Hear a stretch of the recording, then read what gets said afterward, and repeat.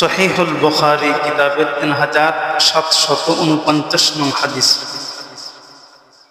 এই হাদিসের মধ্যে রাসূলের মেরাজের মোটামুটি পরিপূর্ণ বিস্তারিত ঘটনা বর্ণনা করা হয়েছে। তো অল্প একটু বর্ণনা করা হয়েছিল, কতটুকু যে আল্লাহর রাসূল বলেন যে এই হাদিসটি হযরত মালিক বিন সুআসা রাদিয়াল্লাহু তাআলা থেকে বর্ণিত। তিনি বলেন যে আন্না নবিয়্যুল্লাহি সাল্লাল্লাহু আলাইহি ওয়াসাল্লাম হাদাসাহুম, যে রাসূল আকরাম সাল্লাল্লাহু আলাইহি ওয়াসাল্লাম তাদেরকে ঘটনা বর্ণনা করেছেন। কোন ঘটনা? আন লাইলাতিন উসরিয়া বিহি, সেই রাত্রির ঘটনা যে রাত্রিতে রাসূলকে মেরাজে নিয়ে যাওয়া হয়েছিল। তো ফাকাল, আল্লাহ রাসূল বলেন বাইনামা আনা ফিল হাতিম ওয়ারুব্বামা ক্বালা ফি হিজরি, যে আমি একদিন হাতিমে কাবা কিংবা হিজরে ইসমাইলে মুত্তাজিআন কাত হয়ে শুয়েছিলাম।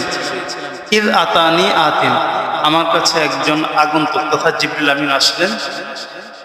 ফাকাদ্দা মিন কসসিহি ইলা শি'রাতিহি, অতঃপর তিনি আমার এই গলা থেকে নিয়ে নাভি পর্যন্ত পুরোটা চিরে ফেললেন। ফাস্তাখরাজা কলবি, এরপরে তিনি আমার কলবটাকে, হৃৎপিণ্ডটাকে বের করলেন। সুম্মা উতিতু বিতাসলিম মিন যাহাবিন মামলুআতিন ঈমানান, অতঃপর আমার সামনে ঈমানে ভরপুর স্বর্ণের একটি পেয়ালা আনা হলো। ফাগুসিলা কলবি, অতঃপর আমার ওই হৃৎপিণ্ডটিকে জমজমের পানি দ্বারা ধৌত করা হলো। সুম্মা হুসিয়া, এরপরে সেই স্বর্ণের পেয়ালাতে রাখা ঈমান ও হিকমত দিয়া আমার অন্তরটিকে পরিপূর্ণ করা হলো। সুম্মা উঈদা, এরপর অন্তরটিকে আপন স্থানে রেখে দেওয়া হলো। সুম্মা উতিতু বিদাব্বাতিন দুনাল বাগলি ওয়া ফাওকাল হিমারি আবিয়াদা, অতঃপর আমার সামনে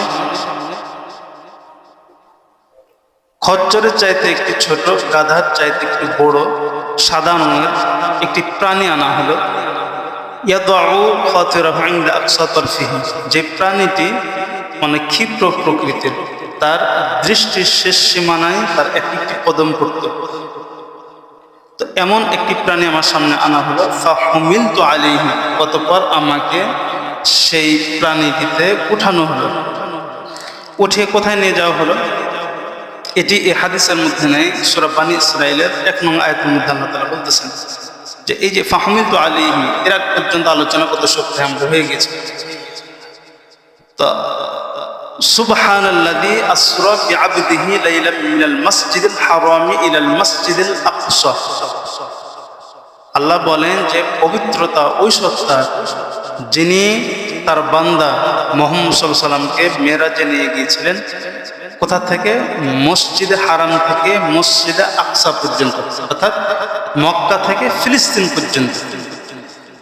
তো এই আয়াতের মধ্যে পাওয়া যায় যে আল্লাহ রাসূলকে ওই ক্ষিপ্র প্রকৃতির প্রাণী তথা বোরাকের ওপর চড়িয়ে মক্কা থেকে ফিলিস্তিন মসজিদ আকসা পর্যন্ত নিয়ে যাওয়া হলো। এরপরে মুসলিম শরীফের এক হাদিসের মধ্যে আছে আল্লাহর রাসূল এই মসজিদ আকসায় 2 রাকাত নামাজ পড়েন। অতঃপর জিবরিল আমিন রাসূলকে নিয়ে ঊর্ধ্ব গগনে আসমানে ভ্রমণ শুরু করেন। তো তারপরে কি হলো? আল্লাহর রাসূল বলেন ফান্তালাকা বি জিবরিল, অতঃপর জিবরিল আমিন আমাকে নিয়ে আসমানের দিকে রওনা হলেন।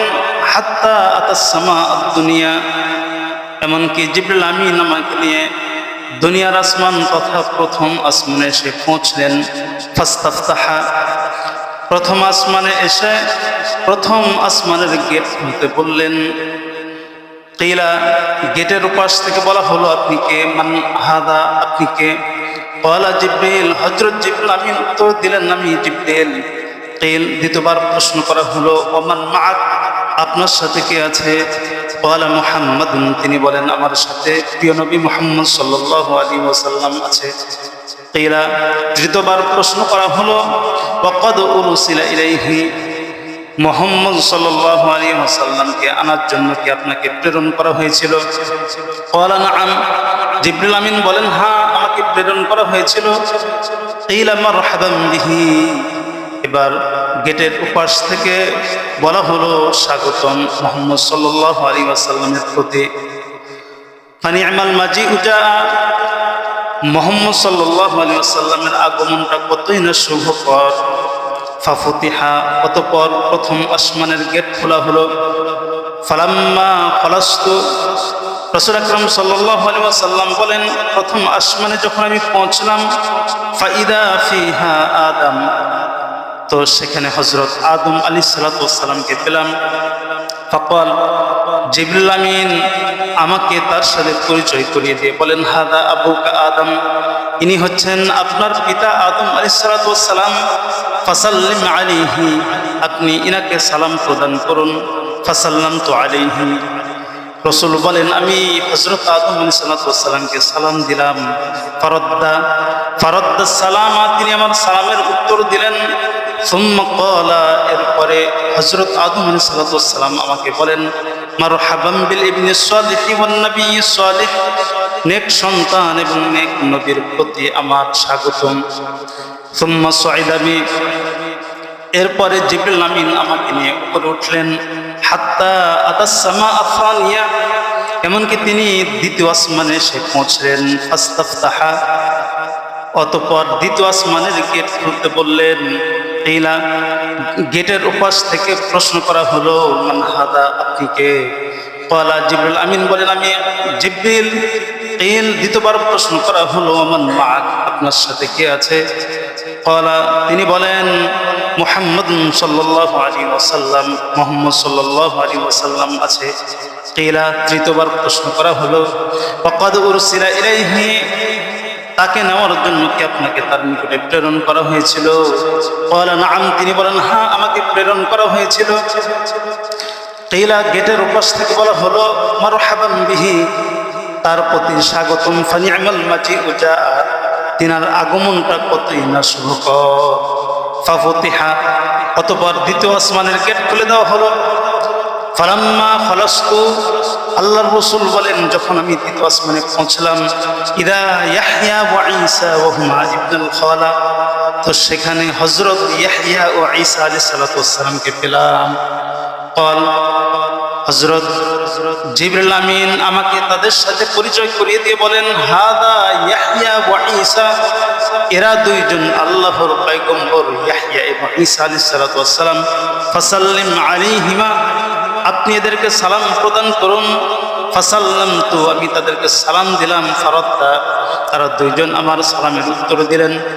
সুম্মা ক্বালা, এরপরে তারা দুইজন আমাকে বলেন, মারহাবান বিল আখিস সালিহ ওয়ান নবিয়্যিস সালিহ, আমাদের নেক ভাই এবং নেক নবীর প্রতি আমাদের স্বাগতম।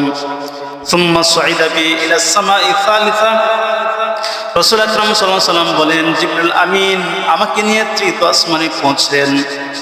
তৃতীয় আসমানে ওঠার পরে ফাস্তাফতাহা, তৃতীয় আসমানের দায়িত্বরত ফেরেশতাকে গেট খুলতে বললেন। কিলা, গেটের উপাস থেকেও এখানেও প্রশ্ন করা হলো, মান হাদা, আপনি কে? ক্বালা জিবরিল, জিবরিল আমিন উত্তর দিলেন আমি জিবরিল। কিল, দ্বিতীয়বার প্রশ্ন করা হলো, মান মা'আক, আপনার সাথে কে আছে? ক্বালা, তিনি বলেন মুহাম্মাদুন, আমার সাথে প্রিয় নবী মুহাম্মদ সাল্লাল্লাহু আলাইহি ওয়াসাল্লাম আছে। কিলা, তৃতীয়বার প্রশ্ন করা হলো, ওয়াকাদ উরসিলা ইলাইহি, তাকে নেওয়ার জন্য কি আপনাকে তার নিকটে প্রেরণ করা হয়েছিল? ক্বালা নাআম, তিনি বলেন হ্যাঁ, আমাকে প্রেরণ করা হয়েছিল। কিলা, গেটের পাশ থেকে এবার বলা হলো, মারহাবান বিহি, রাসূলের প্রতি স্বাগতম। ফানি'মাল মাজিউ জা, সুতরাং তিনার আগমনটা কতই না শুভকর। ফাফুতিহা, তৃতীয় আসমানের গেট খুলে দেওয়া হলো। ফালাম্মা খলাস্তু, আল্লাহর রাসূল বলেন যখন আমি তৃতীয় আসমানে পৌঁছলাম, ইদা ইউসুফ, তো সেখানে হযরত ইউসুফ আলাইহিস সালাতু ওয়াস সালামকে আমি পেলাম। ক্বালা, জিবরিল আমিন আমাকে তার সাথে পরিচয় করিয়ে দিয়ে বলেন, হাদা ইউসুফ, ইনি হচ্ছেন রাসূলের পয়গম্বর ইউসুফ আলাইহিস সালাতু ওয়াস সালাম। ফাসাল্লিম আলাইহি, হে নবী আপনি সালাম দিন। ফাসাল্লামতু আলাইহি, আমি তাকে সালাম দিলাম। ফারাদ্দা সালামা, তিনি আমার সালামের উত্তর দিলেন। সুম্মা ক্বাল, এরপরে আমাকে বলেন, মারহাবান বিল আখিস সালিহ ওয়ান নবিয়্যিস সালিহ, নেক ভাই এবং নেক নবীর প্রতি আমার পক্ষ থেকে স্বাগতম।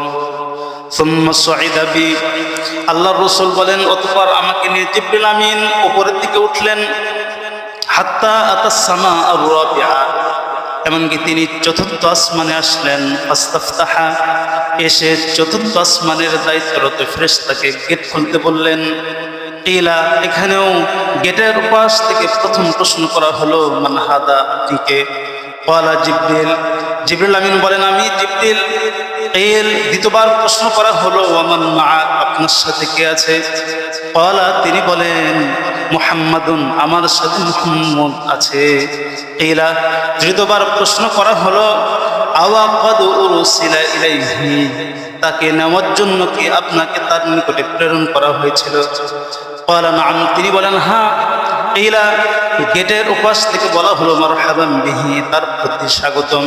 ফানি'মাল মাজিউ জাআ, তার আগমনটা কতই না শুভকর। ফাফুতিহা, চতুর্থ আসমানের গেট খোলা হলো। আল্লাহর রাসূল বলেন ফালাম্মা খলাসতু ইলা ইদ্রিস, যখন গেট খোলার পরে আমি চতুর্থ আসমানে পৌঁছলাম, তারপরে আমি হযরত ইদ্রিস আলাইহিস সালাতু ওয়াস সালামকে পেলাম। ক্বালা, আল্লাহর জিবরিল আমিন আমাকে তার সাথে পরিচয় করিয়ে দিয়ে বলেন হাদা ইদ্রিস, ইনি আল্লাহর নবী ইদ্রিস। ফাসাল্লিম আলাইহি, আপনি একে সালাম প্রদান করুন। ফাসাল্লামতু আলাইহি, আমি সালাম প্রদান করলাম। ফারাদ্দা, তিনি আমার সালামের উত্তর দিলেন। সুম্মা ক্বাল, এরপরে বললেন মারহাবান বিল আখিস সালিহি ওয়ান নবিয়্যিস সালিহ, নেক ভাই এবং নেক নবীর প্রতি আমার পক্ষ থেকে স্বাগতম। সুম্মা সুঈদা বি, আল্লাহর রাসূল বলেন অতঃপর জিবরিল আমিন আমাকে নিয়ে উপরে উঠলেন। হাত্তা আতাস সামা আল খামিসা, এরপরে পঞ্চম আসমানে এসে জিবরিল আমিন পৌঁছলেন। ফাস্তাফতাহা, এসে পঞ্চম আসমানের দায়িত্বরত ফেরেশতাকে গেট খুলতে বললেন। কিলা, গেটের উপাস থেকে ফেরেশতা বলে মান হাদা, আপনি কে? ক্বালা, জিবরিল আমিন বলেন আমি জিবরিল। কিলা, দ্বিতীয়বার প্রশ্ন করা হলো ওয়ামান মাআক, আপনার সাথে কে আছে? ক্বালা, তিনি বলেন মুহাম্মাদুন, আমার সাথে মুহাম্মদ সাল্লাল্লাহু আলাইহি ওয়াসাল্লাম আছে। কিলা, তৃতীয়বার প্রশ্ন করা হলো ওয়াকাদ উরসিলা ইলাইহি, আপনাকে তাকে নেওয়ার জন্য কি তার নিকটে প্রেরণ করা হয়েছিল? ক্বালা নাআম, জিবরিল আমিন বলেন হ্যাঁ, আমাকে প্রেরণ করা হয়েছিল। কিলা, এবার গেটের উপাস থেকে বলা হলো মারহাবান বিহি, স্বাগতম তার প্রতি। ফানি'মাল মাজিউ জাআ, মুহাম্মদ সাল্লাল্লাহু আলাইহি ওয়াসাল্লামের আগমনটি কতই না শুভকর। ফালাম্মা খলাসতু, আসমানের গেট খোলার পরে যখন আমি আসমানে পৌঁছলাম, ইদা হারুন, তো সেখানে হযরত হারুন আলাইহিস সালাতু ওয়াস সালামকে আমি পেলাম।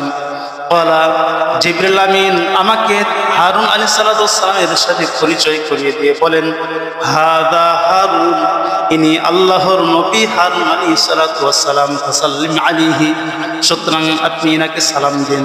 ফাসাল্লামতু আলাইহি, আমি হযরত হারুন আলাইহিস সালাতু ওয়াস সালামকে সালাম দিলাম। ফারাদ্দা, তিনি আমার সালামের উত্তর দিলেন। সুম্মা ক্বাল, অতঃপর বললেন মারহাবান বিল আখিস সালিহি ওয়ান নবিয়্যিস সালিহ, নেক ভাই এবং নেক নবীর প্রতি আমার পক্ষ থেকে স্বাগতম। সুম্মা সুঈদা বি, এরপরে আল্লাহর রাসূল বলেন আমাকে জিবরিল আমিন সাথে নিয়ে উপরে উঠলেন। হাত্তা আতাস সামা আস-সাদিসা, অতঃপর তিনি ষষ্ঠম আসমানে এসে পৌঁছলেন। ফাস্তাফতাহা, ষষ্ঠম আসমানের দায়িত্বরত ফেরেশতাকে গেট খুলতে বললেন। কিলা, ফেরেশতা কয়েকটি প্রশ্ন করলেন যে মান হাদা, আপনি কে? ক্বালা, জিবরিল আমিন বললেন আমি জিবরিল। কিলা, দ্বিতীয়বার প্রশ্ন করা হলো মান মাআক, আপনার সাথে কে আছে? ক্বালা, জিবরিল আমিন বলেন মুহাম্মাদুন, মুহাম্মদ আছে আমার সাথে। কিলা, তৃতীয়বার প্রশ্ন করা হলো ওয়াকাদ উরসিলা ইলাইহি, তাকে নেওয়ার জন্য কি আপনাকে দুনিয়াতে প্রেরণ করা হয়েছিল তার নিকটে? ক্বালা নাআম, তিনি বলেন হ্যাঁ। ফালাম্মা খলাসতু, আল্লাহর রাসূল বলেন যখন গেট খোলা হলো, গেট খোলার পরে ষষ্ঠম আসমানে যখন আমি পৌঁছলাম, তো ইদা মূসা আলাইহিস সালাতু ওয়াস সালাম, তো সেখানে আমি মূসা আলাইহিস সালাতু ওয়াস সালামকে পেলাম। ক্বালা জিবরিল আমিন আমাকে মুসা আলাইহিস সালামের সাথে পরিচয় করিয়ে দিয়ে বলেন, হাদা মুসা, ইনি আল্লাহর রাসূল নবী মুসা আলাইহিস সালাম, ফাসাল্লিম আলাইহি, আপনি এনাকে সালাম প্রদান করুন। ফাসাল্লামতু আলাইহি, আমি মুসা আলাইহিস সালামকে সালাম দিলাম। ফারাদ্দা, তিনি আমার সালামের উত্তর দিলেন। সুম্মা ক্বাল, অতঃপর মুসা আলাইহিস সালাম আমাকে বলেন, মারহাবান বিল আখিস সালিহ ওয়ান নাবিয়্যিস সালিহ, স্বাগতম নেক নবী এবং নেক ভাইয়ের প্রতি। ক্বাল, আল্লাহর রাসূল বলেন, ফালাম্মা তাজাওয়াজতু বাকা, যখন আমি মুসা আলাইহিস সালামের পাশ দিয়ে অতিক্রম করলাম, মুসা আলাইহিস সালাম হাউমাউ করে কান্না করে দিলেন। কিলা লাহু মা ইবকিকা, মুসা আলাইহিস সালামকে জিজ্ঞেস করা হলো, কোন জিনিস আপনাকে কান্না করাচ্ছে? ক্বাল, হযরত মুসা আলাইহিস সালাম বলেন, আবকি, আমি কান্না করতেছি, বিআন্না গুলামান বুইসা বাদি ইয়াদখুলুল জান্নাতা মিন উম্মতিহি আকসারু মিম্মান ইয়াদখুলুহা মিন উম্মতি, কেননা যে আমার পরে একজন ব্যক্তিকে নবুয়ত দেওয়া হলো, যেই ব্যক্তির উম্মতদের মধ্য থেকে জান্নাতীদের সংখ্যা আমি মুসার উম্মতদের মধ্য থেকে জান্নাতীদের সংখ্যার তুলনায় অনেক বেশি। সুবহানাল্লাহ। সুম্মা সুইদা বি, এরপর আল্লাহ রাসূল বলেন, জিবরিল আমাকে নিয়ে ইলাস সামাইস সাবিআ, সপ্তম আসমানে উঠলেন। ফাস্তাফতাহ, সপ্তম আসমানে আসার পরে দায়িত্বরত ফেরেশতাকে জিবরিল আমিন গেট খুলতে বললেন। কিলা, গেটের উপাস থেকে বলা হলো, মান হাদা, আপনি কে? ক্বাল, জিবরিল আমিন বলেন, জিবরিল, আমি জিবরিল। কিল, দ্বিতীয়বার প্রশ্ন করা হলো, মান মাআকা, আপনার সাথে কে আছে? ক্বালা মুহাম্মাদুন, তিনি বলেন, আমার সাথে মুহাম্মদ আছে। কিলা, তৃতীয়বার প্রশ্ন করা হলো, ওয়াকাদ বুইসা ইলাইহি, তাকে নেওয়ার জন্য কি আপনাকে দুনিয়াতে তার নিকটে প্রেরণ করা হয়েছিল? ক্বালা নাম, তিনি বলেন হ্যাঁ। ক্বালা মারহাবান বিহি, এবার গেটের উপাস থেকে ফেরেশতা বললেন, মুহাম্মদের প্রতি স্বাগতম। ফানি'মাল মাজিউ জা, তার আগমনটা কতই না ভালো। এরপরে রাসূল বলেন যে ফাফুতিহা, আসমানের গেট খোলা হলো। ফালাম্মা খালাস্তু, যখন সপ্তম আসমানের গেট খোলা হলো তখন আমি ভিতরে প্রবেশ করলাম। তো ইদা ইব্রাহিম, সপ্তম আসমানে হযরত ইব্রাহিম আলাইহিস সালামকে পেলাম।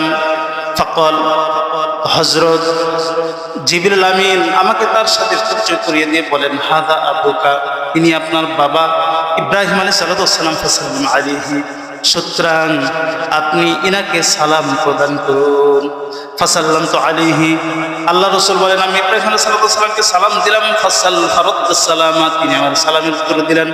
সুম্মা ক্বাল, এরপরে ইব্রাহিম আলাইহিস সালাম আমাকে বলেন, মারহাবান বিল ইবনিস সালিহ ওয়ান নাবিয়্যিস সালিহ, যে নেক নবীর প্রতি, নেক সন্তানের প্রতি আমার পক্ষ থেকে আন্তরিক মোবারকবাদ। তো এই যে সপ্তম আসমান পর্যন্ত জিবরিল আমিন আল্লাহর রাসূলকে নিয়ে ভ্রমণ করলেন, কোন কোন আসমানে কোন ফেরেশতার সাথে সাক্ষাৎ হয়েছে আমরা পেলাম। প্রথম আসমানে হযরত আদম আলাইহিস সালামকে পেয়েছে। হযরত আদম আলাইহিস সালাম আল্লাহর রাসূলের আন্তরিক মোবারকবাদ দিয়েছেন। প্রতিটি আসমানে প্রতিটি নবী আল্লাহ রাসূলকে আন্তরিক মোবারকবাদ দিয়েছেন, ফেরেশতারা আন্তরিক মোবারকবাদ দিয়েছেন, এবং ওনারা প্রত্যেকে কথা বলছেন যে রাসূলের আগমনটা আমাদের আসমানকে গর্বিত করেছে। সুবহানাল্লাহ। তো দ্বিতীয় আসমানে রাসূলের সাথে সাক্ষাৎ হলো হযরত ইয়াহইয়া ও ঈসা আলাইহিস সালাম। তৃতীয় আসমানে আল্লাহ রাসূলের সাথে সাক্ষাৎ হয়েছিল হযরত ইউসুফ আলাইহিস সালাম। চতুর্থ আসমানে রাসূলের সাথে সাক্ষাৎ হয়েছিল হযরত ইদ্রিস আলাইহিস সালামের। পঞ্চম নং আসমানে রাসূলের সাথে সাক্ষাৎ হয়েছিল হযরত হারুন আলাইহিস সালামের। ষষ্ঠম নং আসমানে আল্লাহ রাসূলের সাথে সাক্ষাৎ হয়েছে হযরত মুসা আলাইহিস সালামের।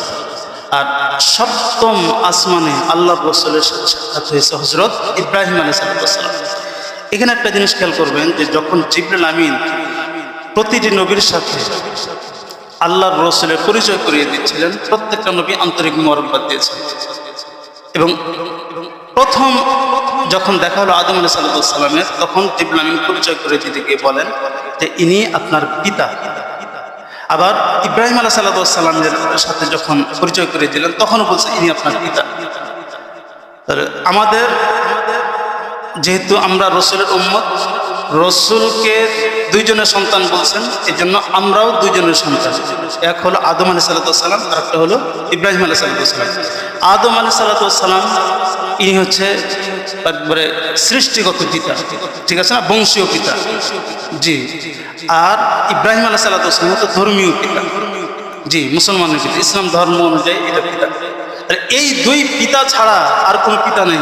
সুতরাং যারা বলে অমুক ব্যক্তি জাতীয় পিতা, বঙ্গ পিতা, এই ধরনের কথা বলে, ইসলামের কোনো অস্তিত্ব নেই, সম্পূর্ণ বানোয়াট। আমরা সহিহ হাদিস থেকে কয়টা পিতা পেলাম? দুইটা, এটা খেয়াল করবেন। বুখারী শরীফের হাদিস, এক আদম আলাইহিস সালাম, দুই হলো হযরত ইব্রাহিম আলাইহিস সালাম। এই সপ্তম আসমান পর্যন্ত আল্লাহর রসুলকে জিবরিল আমিন ভ্রমণ করালেন। তারপরে কি হলো? তারপরে আল্লাহ রসুল বলেন, সুম্মা রুফিআত ইলাইয়া সিদরাতুল মুনতাহা, আমার সামনে সিদরাতুল মুনতাহা তুলে ধরা হলো। সিদরাতুল মুনতাহা কি? সিদরাতুল মুনতাহা, সিদরাতুনের অর্থ হলো বড়ই গাছ, আর মুনতাহার অর্থ হলো শেষ সীমানা। তাহলে শেষ সীমানার বা বর্ডারের বড়ই গাছ। ফেরেশতাদের আল্লাহর দরবারে যাতায়াতের একটা শেষ সীমানা আছে, বর্ডার আছে। এই বর্ডারটা হলো সিদরাতুল মুনতাহা। তো শেষ সীমানার একটা চিহ্ন লাগে না? আমাদের বাংলাদেশ আর ভারতের বর্ডারে কিন্তু একটা চিহ্ন আছে, হ্যাঁ।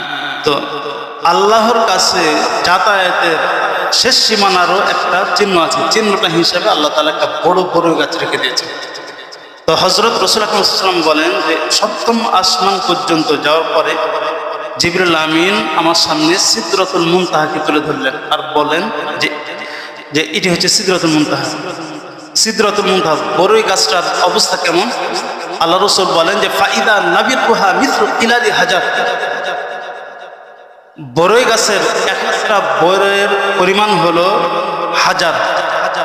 আরব কান্ট্রির একটি জায়গার নাম কিংবা মদিনার একটা গ্রামের নাম হাজার। এই হাজার এলাকার পানির যে মটকা মশকগুলো ছিল, এগুলো সাধারণত বড় বড় হয়। মোটর বসার আগ পর্যন্ত গ্রামগঞ্জের আপনারা দেখেছেন যারা পুরাতন লোক, বড় বড় পানির কলস থাকত, বড়, মা বোনেরা অনেক দূর থেকে পানি এনে ভরে রাখত। তো এই যে পানির কলস মটকা, রাসূল আকরাম সাল্লাল্লাহু আলাইহি ওয়াসাল্লাম বলেন ওই বড়ই গাছের এক একটা ফল এই পানির মটকার সমান। সুবহানাল্লাহ।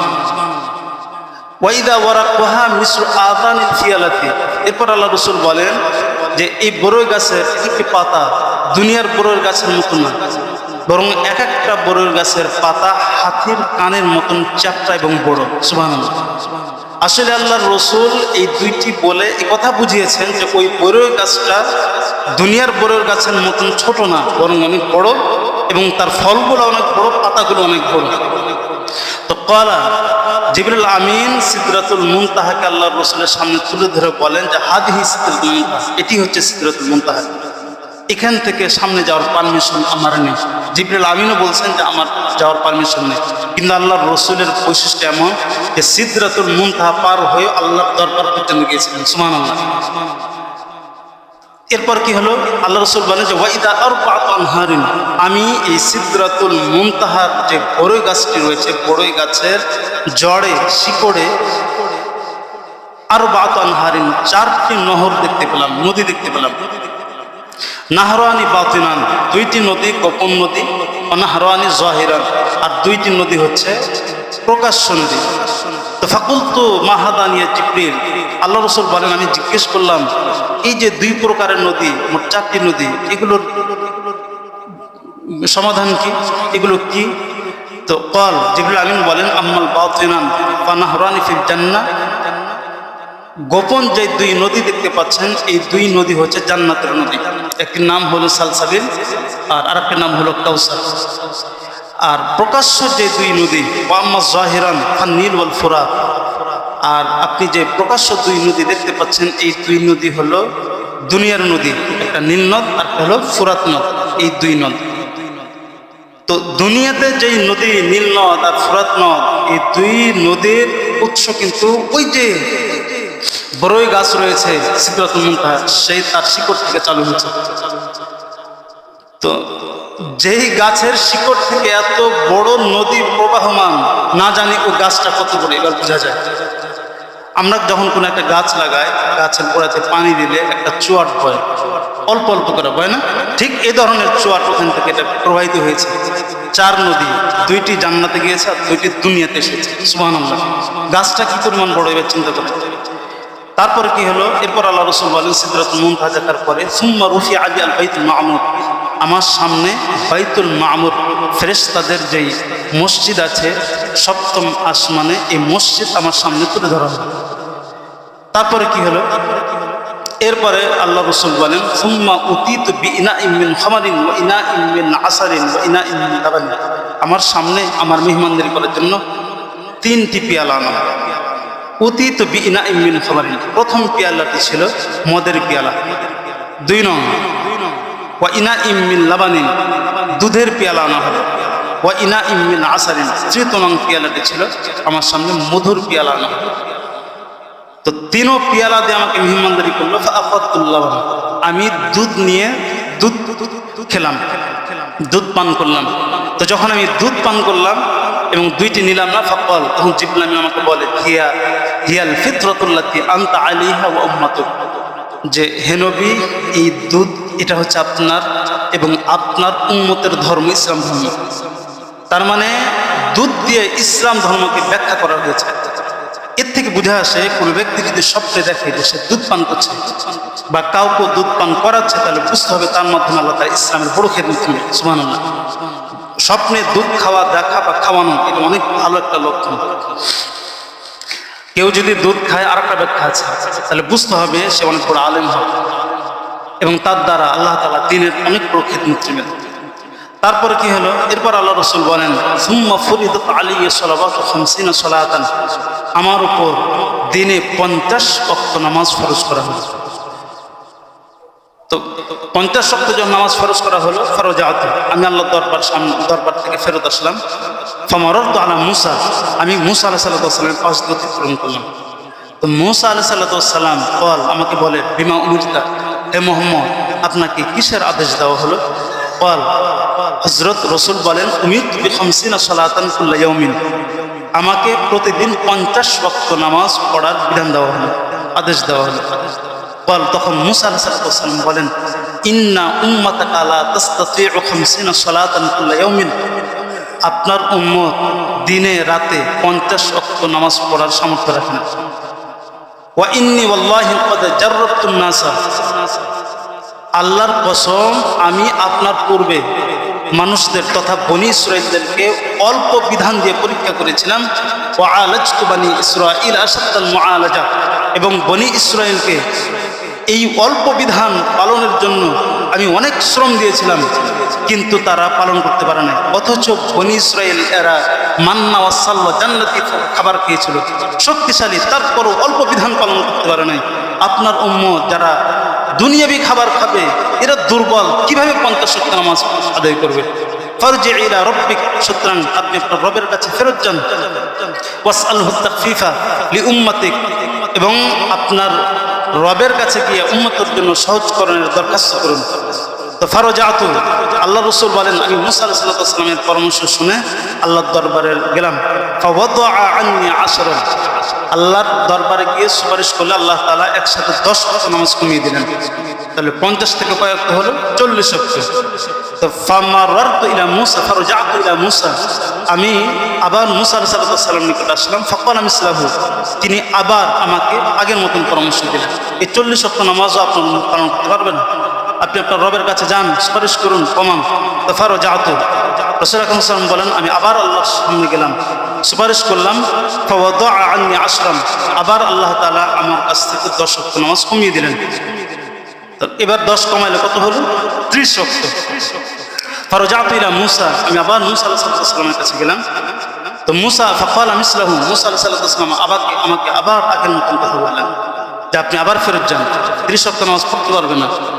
ফারজাতু, আমি আবার আল্লাহর দরবারে গেলাম, যাওয়ার পরে সুপারিশ করলাম। ফাওয়াদা আন্নী 10, আবার আল্লাহ তাআলা আমার কাছ থেকে 10 ওয়াক্ত নামাজ কমায় দিলেন। তাহলে এবার কত হলো? 20 ওয়াক্ত। ফারজাতু ইলা মুসা, আবার আমি মুসা আলাইহিস সালামের কাছে আসলাম। ফাকালা মিসলাহু, তিনি আগের মতন আমাকে কথা বললেন, 20 ওয়াক্ত নামাজ পড়তে পারবে না। তো আমি ফারজাতু, আমি আবার আল্লাহর দরবারে গেলাম, সুপারিশ করলাম। তো এবার উমিরতু বিআশরি সালাওয়াতিন কুল্লা ইয়াউমিন, আমাকে প্রতিদিন 10 ওয়াক্ত নামাজ পড়ার আল্লাহ তাআলা আদেশ দিলেন। ফারজাতু ইলা মূসা, আমি আবার মূসা আলাইহিস সালামের কাছে আসলাম। ফাকালা মিসলাহু, মূসা আলাইহিস সালাম আমাকে আবার বললেন আগের মতন কথা, যা 10 ওয়াক্ত নামাজও পড়তে পারবে না জিফরের জন্য। আমি গেলাম, ফারজাতু, যাওয়ার পরে সুপারিশ করলাম। তো এবার আল্লাহ তাআলা উমিরতু বিখামসি সালাওয়াতিন কুল্লা ইয়াউমিন, প্রতিদিন 5 ওয়াক্ত নামাজ পড়ার আদেশ দিলেন। তো ফারজাতু ইলা মূসা, আমি মূসা আলাইহিস সালাম নিকট আসলাম। قال মূসা আলাইহিস সালাম এবার আমাকে বলেন বিমা উমিরতা, এবার আপনাকে কত ওয়াক্ত নামাজের আদেশ দিলেন? তো কুলতু, আমি বললাম বিখামসি সালাওয়াতিন কুল্লা ইয়াউমিন, প্রতিদিন 5 ওয়াক্ত নামাজ পড়ার আদেশ দিলেন। قال মূসা আলাইহিস সালাম এবারও বললেন ইন্না উম্মাতাকা লা তাসতাতিউ খামসা সালাওয়াতিন কুল্লা ইয়াউমিন, আপনার উম্মত দিনে রাতে 5 ওয়াক্ত নামাজ পড়ার সামর্থ্য রাখে না। ওয়া ইন্নী ক্বাদ জাররাতুন নাস ক্বাবলাক ওয়া আলাজতু বনি ইসরাঈল আশাদ্দাল মুআলাজা, আমি আপনার পূর্বে অল্প বিধান দিয়ে বনি ইসরাঈলকে পরীক্ষা করেছি এবং তাদের পেছনে আমি কঠিন শ্রম দিয়েছি, তারা পালন করতে পারে নাই, আপনার উম্মত পালন করতে পারবে না। ফারজি ইলা রাব্বিক, সুতরাং আপনি আবার ফেরত যান আপনার রবের নিকটে, ওয়াসআলহু তাখফীফা লিউম্মাতিক, এবং আরও সহজকরণের দাবি করুন। قال এবার আল্লাহ রাসূল বলেন সাআলতু রাব্বি, আমি তো একাধিকবার আল্লাহর কাছে সুপারিশ করলাম, হাত্তা ইস্তাহিয়াইতু, আমার লজ্জা লাগে, আমি আর কতবার যাব আল্লাহর কাছে।